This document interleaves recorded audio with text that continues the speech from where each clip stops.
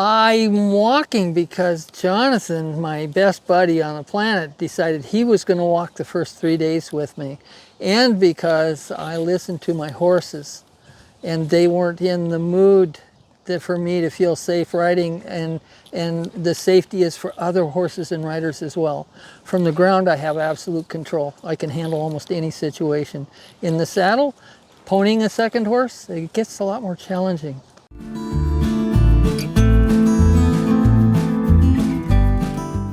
I brought a cart. It's the one sitting there on top of a hay bale partway down the trail here. I'm a bit kind of adventurous.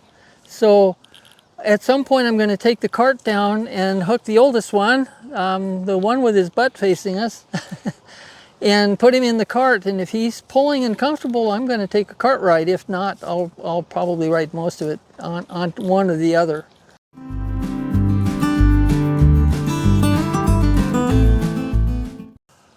I have been preparing for a full year. I wanted to go the previous year and I realized my horses weren't in shape to do it. So I really put myself on a program. I walk them a mile up or ride them a mile up to a park that has it's an old dairy farm. And I would walk them up to that field. I let them graze, and then I hike for 2 hours up and down this really steep hill. It's about a 100-foot elevation change at about a 30-degree angle. So I'm going up and down 12 to 16 times. That's about 2 hours, and then I go grab the horses and we ride home. So that's been it takes about 4 hours to get through all of that. And that's been our preparation for this ride. So we know each other.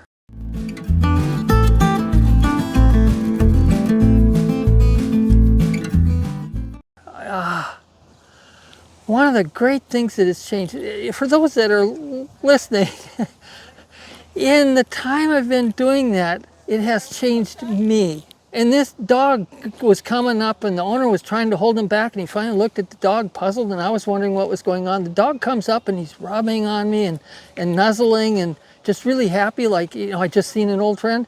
And he said, I've never seen my dog do that. He always barks and growls at everyone.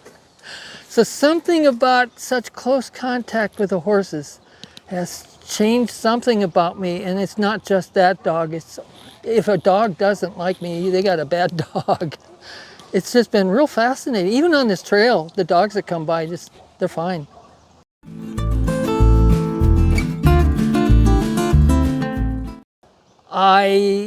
Like I said, I'm adventurous. I was riding my motorcycle home from a midnight kind of job, and I got my leg caught between a car bumper and my motorcycle. And when Dr. Bump finally finished surgery and getting me healed, he looked at the last x-ray and said, you've got degenerative arthritis in that left ankle. And if you stop walking, you'll lose it, and we can't fix it. We just have to pin it shut and you'll be walking on a stiff foot. So I have, from 19, I've made sure that I'm living about 2 miles from where I work and that I walk every day.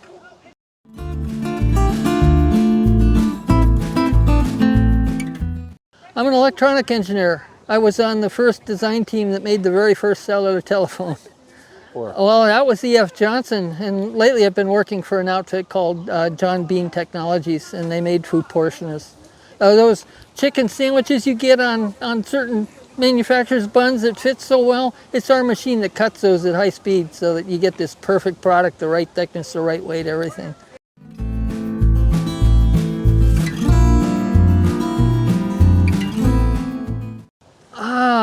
That's a darn good question. When I was growing up, I had decided that I should listen to and follow. They'll be fine. They're not going to go far. They're just looking for the best grass, but thank you. That I should listen to them. And the advice that I got really put me in good stead, but there was one aspect of it that I wasn't expecting. That the advice came from their generation, and that my generation, the hippie generation, the Vietnam guys, they changed the whole environment, and that I needed to adapt to that.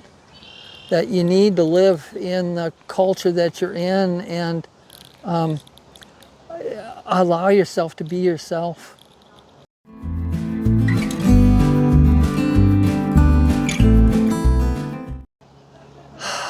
I have survived everything, and I'm coming out of it happier than ever. I've had a lot of challenges. I grew up in a family of 8. We had no money. I was given a grant to go through college. I did the first 2 years. I went out and worked 4 years, saved enough money to go back and earn a bachelor's degree. And that challenge, that work ethic, yeah, oh, they'll pick them up. That's the drag team, and yeah, they're fine.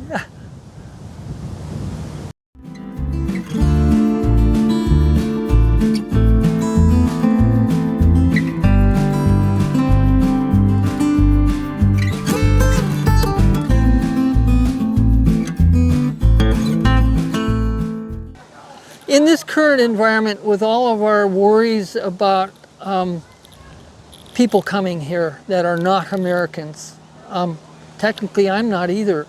All 4 of my grandparents, 2 Norwegians, 2 Germans, never became US citizens.